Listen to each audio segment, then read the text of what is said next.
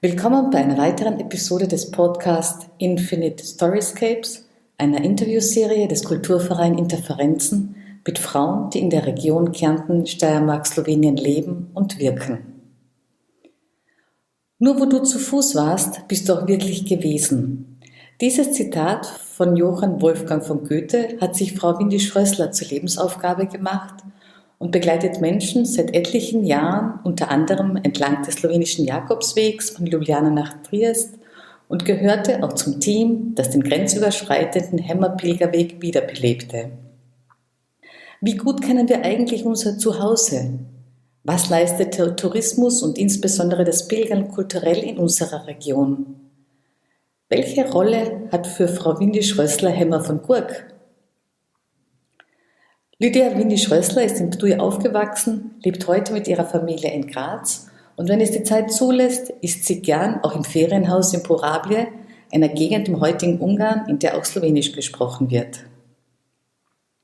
Das Interview mit Frau Lydia Windy Schrössler führte Frau Renate Rogi-Kohlenbrat auf Deutsch.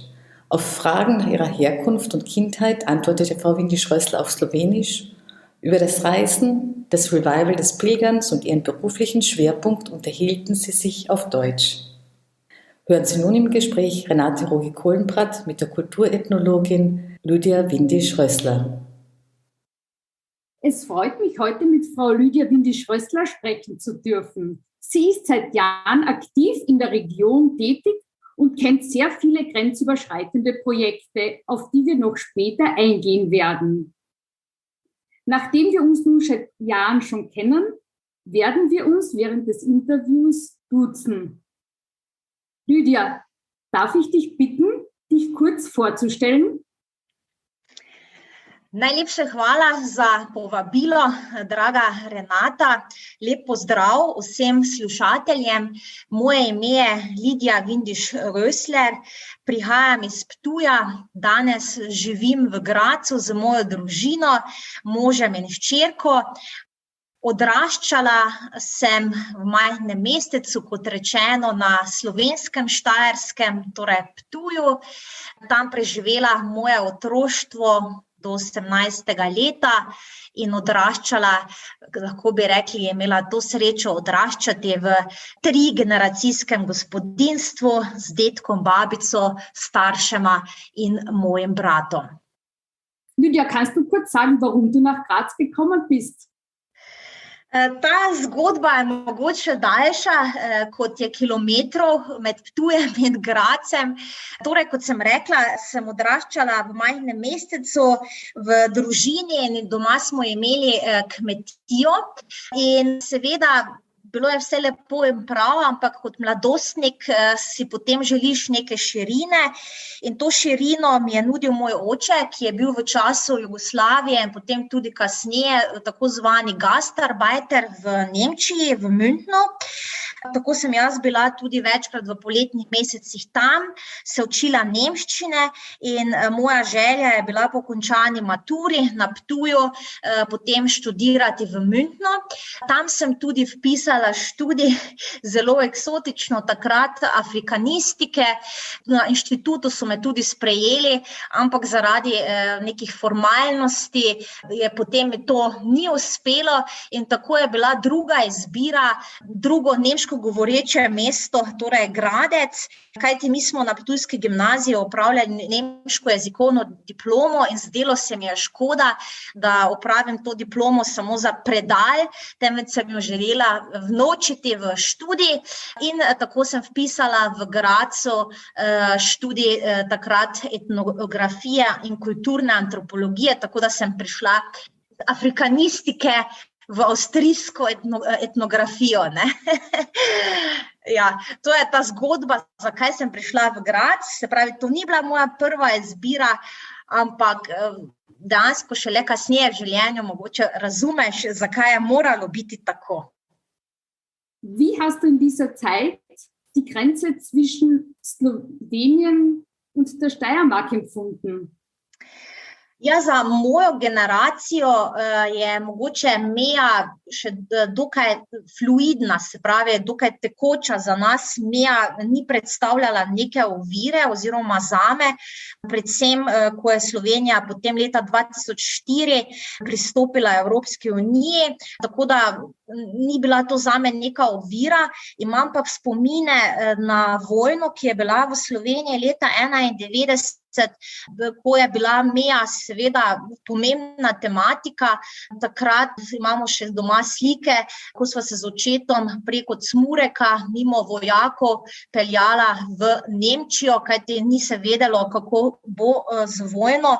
Tako da imam dejansko, takrat sem bila stara 5 let, imam te spomine na mejo, ampak to zdaj govorimo o fizični meji. Zelo pomembna pa je tudi neka mentalna oziroma kulturna meja, ki seveda je logično, da obstajajo meje med tukaj zdaj avstrijsko in slovensko Štajersko, ampak konec koncev zame je to ena regija. Graz als Stadt ist da vielleicht ein wenig anders. Hast du dich als Slowenin Graz auch zu Hause gefühlt, als Studentin? Ja, na začetku ni bilo tako lahko. Moram priznati, da sem potrebovala približno 2 leti, da sem se nekako vklopila v drugo okolje, v drugo družbo, kajti tu niso bili moji prijatelji, bilo bi drugače, če bi šla v Ljubljano, ampak dejansko vse je bilo novo, prejšnjih povezav naša družina z Grazem direktno ni imela, tako da na začetku mi ni bilo lahko, ampak kasneje sem se pridružila slovenski katoliški misiji, naprimer, ko so bile slovenske maše pri Mariji Pomagaj, potem kasneje tudi klubu slovenskih študentov, tudi društva, ki so bila in ki še obstajajo seveda, in to mi je nekako omogočilo, da sem se lažje vklopila v to novo okolje. Dann stellt sich vielleicht auf der anderen Seite die Frage, wie gehst du jetzt, wo du in Graz mit deiner Familie lebst, mit deinen slowenischen Wurzeln um? Svojih slovenskih korenin se rada zavedam in sem na njih tudi ponosna, vendar moram priznati, da v prvi vrsti, da sem Štajerka, to je tista neka regionalna pripadnost, kajti pri nas na slovenskem Štajerskem oziroma v našem okolju mi smo bili zelo mentalno povezani bolj z Grazem, kot pa morda z Ljubljano, in tako da bi rekla, ja, da sem kot Štajerska, kot slovenska Štajerka na avstrijskem Štajerskem, ja, in poskušam nekako delovati z temi slovenskimi koreninami povezovalno med obema kulturama, poskušam vzdrževati te slovenske korenine. Du hast mir in einem Vorgespräch verraten, dass es zu Hause bei euch mehrere Sprachen oder mehrere Zugehörigkeiten gibt. Ihr seid ja auch nicht nur in Graz, sondern ihr verbringt auch noch Zeit in Ungarn. Ja, tudi to je zelo zanimivo. Torej, moj mož prihaja iz Nemčije, iz Thüringen, torej Thuringija, in je pred leti kupil eno hišo v slovenskem Porabju, to je slovenska manjšina na Madžarskem, to je zahodna Madžarska, in tam preživljamo tudi veliko časa, tako da se vsekakor govori večkrat več jezikov pri mizi, če je zbrano, če so mogoče kakšni sosedi ali pa zbranih več ljudi, se pravi nemščina, slovenščina, madžarščina in tudi porabščina, ki je zelo posebno narečje, zelo arhaična slovenščina, ki ima primesi nemščine in tudi madžarščine. Tako da ja, je jezikovno zelo raznoliko in to mi je vsekakor zelo všeč in to bi rada tudi podedovala moji hčerki. Ja. Du bist jetzt aktiv als Reiseführerin mit verschiedenen Gruppen, ob mit dem Bus oder auch zu Fuß in der Region unterwegs. Ich selbst war bei einer deiner Reisen rund um Ljubljana und habe sehr viel Interessantes und Unbekanntes kennengelernt. Grenzüberschreitende Verbindungen sind dir sehr wichtig. Woher kommt dieser Wunsch? Ja, also ich freue mich, Renata, dass du dabei warst, dass du auch diese Seite kennengelernt hast bei einer der Reisen. Also mit der Reiseleitung habe ich angefangen, mich schon während meines Studiums zu befassen. Mit so circa 21 Jahren habe ich schon so die ersten Gruppen geleitet und ich hatte dabei einen sehr guten Mentor, der mich unterrichtet hat, in dem das Kultur möglich ist in Begegnung miteinander und vor allem Begegnung auf Augenhöhe, denn oft ist heutzutage im Tourismus, dass den Touristen also irgendwelche potemkischen Dörfer oder halt Kulissen vorgespielt werden, aber mir war es wichtig, hinter die Kulissen zu blicken. Das ergibt sich auch aus meinem Studium, also die Menschen kennenzulernen in ihrer Lebensweise, auch in ihren Sorgen vielleicht und damit auch Vorurteile und Stereotypen abzubauen. Also das ist mir ein sehr inniger Wunsch und ich sehe mich in meiner Rolle also als in einer Brückenbaufunktion, also als die Brückenbauerin. Du machst Reiseführungen, wie ich schon gesagt habe, einerseits mit dem Bus oder auch andererseits zu Fuß in der Region. Du bist vor Corona sehr, sehr viele Kilometer unterwegs gewesen. In Slowenien, aber auch in anderen Ländern Europas und in den letzten Jahren primär auf verschiedenen Pilgerwegen. Und ja, das hat sich einfach daraus ergeben, dass Pilgerboom oder eine Renaissance des Pilgerns entstanden ist. Und ich habe diesen Trend aufgegriffen und habe vor 6 Jahren den sogenannten slowenischen Jakobsweg ins Leben gerufen. Und so waren wir jetzt seit bereits eben 6 Jahren mit verschiedenen Gruppen unterwegs, von Ljubljana bis Triest, von Ljubljana bis Montelošari, dann in Dolenjska, das sogenannte Unterkrain, aber auch von Ungarn bis Ljubljana. Also das war dieser slowenische Jakobsweg, denn es gibt ja einen schönen Spruch, nur wo du zu Fuß warst, warst du wirklich. Und ich sehe eben in diesen Pilgerreisen eine sehr nachhaltige Form des Tourismus und die noch weiterhin, hoffe ich, sich gut entwickeln wird. Du warst auch aktiv dabei, als der Hemmer-Pilgerweg ins Leben gerufen worden ist. Hemmer von Gurk ist eine Frau, die, man kann sagen, schon über 1000 Jahre in der Region präsent ist und ihre Spuren hinterlassen hat. Wie siehst du Hemmer von Gurk?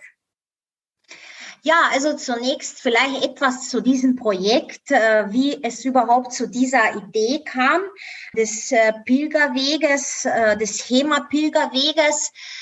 Also es wurde beschlossen in der Europäischen Union, dass eben Europa nicht nur wirtschaftlich, sondern auch kulturell zusammenwächst und dass dazu eben auch solche Pilgerwanderwege errichtet werden.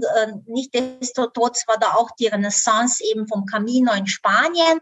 Und so hat sich das entwickelt, auch in unserer gemeinsamen Region. Hat man begonnen, verschiedene Pilgerwege zu errichten.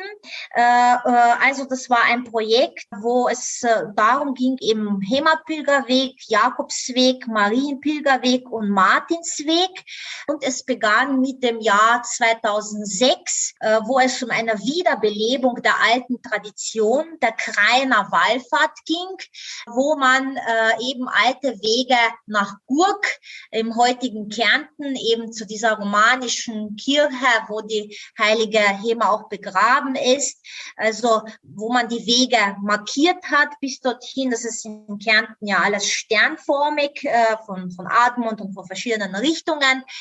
Und auch es wurden Pilgerführer, es wurden Karten herausgegeben, es wurden sogar Pilgerbegleiter ausgebildet. Auch ich habe an so einer Ausbildung mitgemacht. Und dann in den weiteren Jahren, das ging ja bis 2014, hat man dann noch Wege von Slowenien aus errichtet, also genauer gesagt aus Pilstein, wo ja die heilige Hema HEMA angeblich geboren worden ist. Und so sind insgesamt 880 Kilometer an diesen Pilgerwegen entstanden. Und jetzt zur Frage, wie sehe ich die HEMA von Gurk? Es ist interessant, dass sich schon rund um diese Figur der heiligen HEMA, wie das so meistens ist, dass da schon gewisse Diskrepanzen sind, schon bei der Frage, wo ist sie eigentlich geboren? Slowenen sagen, sie ist in Pilstein, das ist ja im Südosten Sloweniens, in sogenannter Region Kosiansko. Und von der Kärntner Seite gibt es auch verschiedene Ortschaften, die genannt werden, wo sie geboren ist. Aber das ist alles unwichtig, denn man muss wissen, dass wo HEMA gelebt hat, wir reden da 1000 Jahre jetzt zurück, wo sie gelebt hat, da gab es dieses nationales Bewusstsein nicht. Das kam erst im 19. Jahrhundert so auf, dieses nationale Erwachen, sondern das war einfach mehr regional. Und so sehe ich die heilige HEMA wirklich als eine verbindende Figur. Also in der heutigen Zeit, sei es zwischen Slowenien und Österreich, zwischen Kulturen. Ja, sie entstammte aus dem Adel, war aber dann dennoch, also trotz ihres Reichtums und wo sie ihre Söhne und auch ihren Mann verloren hat, sehr gottesgläubig und hat eben mehrere Pfarreien und wie wir wissen auch 2 Klöster in Admont und die Gurk gegründet. Und ja, sie kann wirklich als eine Vereinsfigur gesehen für zum Beispiel für Slowenen und für Österreicher oder genauer gesagt jetzt der Kärntner. Wie war dein Gefühl? Ist sozusagen in Slowenien, als du in der Schule vielleicht von HEMA von Gurk was gehört hast, hat es da diesen Anteil in Kärnten oder in der Steiermark auch gegeben oder hast du das erst später erfahren? Also ich habe von HEMA erst in Graz erfahren, also genau innerhalb dieses Projektes, aber auch eben durch meine Reisen, die ich geführt habe. Ich muss ja sagen, dass ich wirklich aus Slowenien durch Österreicher kennengelernt habe. Das ist interessant, dass dir die anderen erst zeigen müssen, wie schön es ist, wo du lebst, wo du gelebt hast. Und so waren wir dort auch in der Gegend um Kosiansko. Und da ging es immer eben um die heilige HEMA. Und dann habe ich mich damit dann auch im Laufe des Projekts näher befasst. Aber in der Schule wurde die heilige HEMA gar nicht erwähnt. Also das muss ich schon sagen. Vielleicht auch in der Steierska, also in der slowenischen Steiermark, ist sie vielleicht weniger als Heilige verehrt, wie das vielleicht in Gorenska, Oberkrain oder Unterkrain, Dolenska oder Notranska, Innerkrain. Da gibt's ja Kirchen, da gibt's ja Kapellen, da gibt's also Kirchen, wo die heilige HEMA auch dargestellt ist, was in meiner Gegend weniger ist. Also da würde ich schon sagen, da geht man schon Richtung Maria oder der heilige Martin auch schon mehr. Aber mit der heiligen HEMA haben wir uns in der Schule eben nicht befasst. In der Schule sowieso nicht, das muss man sowieso sagen. Den Religionsunterricht, wenn man jetzt das aus der Sicht sieht, gibt's ja in Slowenien nicht in der Schule, sondern das ist getrennt. Ne? Das ist eine Sache der Kirche. Da sieht man, dass die unterschiedlichen Länder anders organisiert sind. Ja, so ist es, ja. Und man denkt dann gar nicht dran, dass es woanders anders ist, auch wenn es noch so nah ist. Ja, so ist es. Vielleicht könntest du uns noch ein anderes grenzüberschreitendes Projekt beschreiben? Ich habe himmlisch Urlauben gelesen. Ja, ich war eben auch einige Jahre bei Himmlisch Urlauben tätig. Das war eine Initiative der Diözese Graz-Dessau.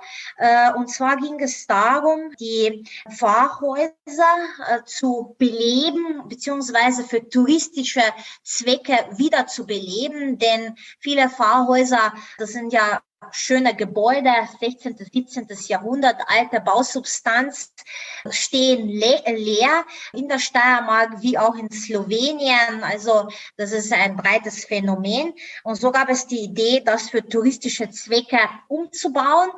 Und das hat die Diözese auch gemacht. Das war also in der Steiermark, hieß die Ortschaften Tieschen, das ist Südoststeiermark, Oststeiermark, das war in Söhau. Und dann in der Obersteiermark in Pichel bei Schladming und St. Nikolai im Sölktal.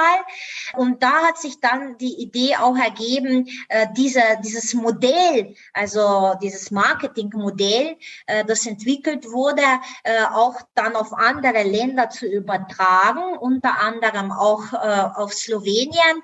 Und so haben wir da verschiedene Gespräche geführt, auch im Ptuj. Und ich muss sagen, es hat wirklich Früchte getragen, diese Zusammenarbeit. Und im Ptuj wird jetzt bei der Propsteikirche, das war ein sehr, sehr schönes Pfarrhaus, die sogenannte Propstei, wo früher der Stadtpfarrer oder der Propst gewohnt hat und wo es viele Räumlichkeiten gab, umgewandelt in so eine Pension. Und das wird jetzt weitergeführt. Dann weitere Versuche waren natürlich an der Küste in Slowenien. Auch dort hat aber die Diözese Koper eigene Initiative dann ergriffen und hat auch so ein altes Heim für touristische Zwecke dann umgebaut. Es ging aber dabei nicht nur um Tourismus an sich, sondern auch um diesen spirituellen Schwerpunkt, dass die Menschen vielleicht auf anderen Umwegen wieder mit der Kirche in Kontakt kommen. Da hatten wir so spirituelle Sprüche an den Wänden. Eine Bibliothek gab es in jedem Apartment, sogar ein Zimmer gab es, wo man eben aus dem Wohnzimmer rein blickte in die Kirche, wie es früher war, wo die Adeligen eben vorne sitzen könnten beim Presbyterium, und da wurde so ein Zimmer umgebaut. Das ist dann wirklich was Besonderes, und vielleicht wurde ein oder anderer dann dadurch auch angeregt. Wir haben aber inzwischen dieses Projekt auch schon abgeschlossen, und das ist jetzt so ein Selbstläufer. Also das wird jetzt von dem Pfarrern vor Ort weiter betrieben. Es gäbe natürlich wirklich sehr viele Pfarrhöfe noch, die man umbauen könnte, auch in Slowenien, wo ich so mit Gruppen unterwegs bin, auch in jedem Dorf. Wir hätten auch einen Pfarrhof, wir hätten auch einen Pfarrhof, aber es muss das Gesamte passen, es muss eine gewisse touristische Infrastruktur auch vorhanden sein. Also es kann nicht irgendwo im hintersten Dorf sein. Es soll ein bisschen was haben, und dann kann man das so ein Konzept dann dorthin übertragen, also von himmlisch Urlaub. Siehst du im Tourismus eine Möglichkeit für die Region, für die Zukunft?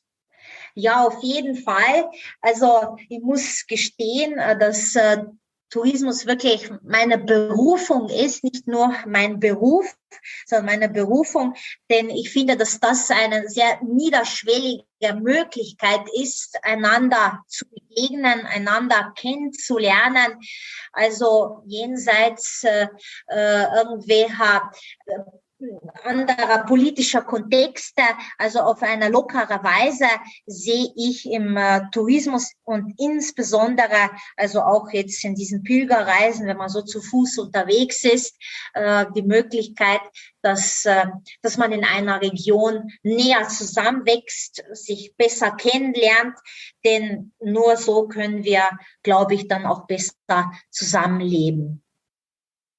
Ja, ich sehe klar, Lydia, du bist eine wirkliche Brückenbauerin in der Region. Ich möchte mich recht herzlich für dieses Gespräch bedanken und für diese vielen Informationen. Schön, dass wir dich in diesem Projekt dabei haben. Danke, Renate, für eure Einladung, und ich wünsche euch auch gutes Gelingen, denn auch ihr zwei mit deiner Schwester seid Brückenbauerinnen. Danke. Adio. Adio. Sie hörten eine weitere Episode des Podcasts Infinite Storyscapes des Kulturvereins Interferenzen. Renate Rogi-Kohlenbrath im Gespräch mit Lydia Windisch-Rössler.